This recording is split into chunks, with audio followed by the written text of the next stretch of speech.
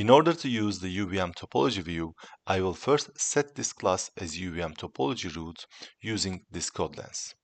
Let's click, and the UVM topology view is populated. Using these buttons, you can expand all, collapse all, search within the topology, or select another root UVM component. You can click to navigate to the corresponding location within the root UVM component. You can also right-click to see more navigation options. Let's click Open Type to navigate to that class. In order to open the UVM diagram, let's use the Open UVM Diagram code lens. Let's click, and here is the UVM diagram.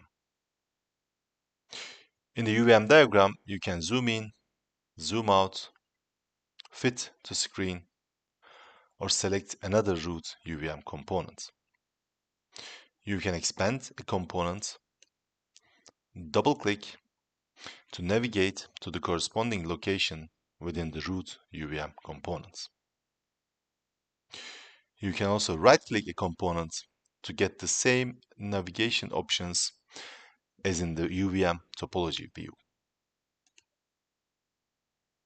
So this is how you can use the UVM topology view and the UVM diagram to easily navigate within your UVM environment and understand complex component hierarchies.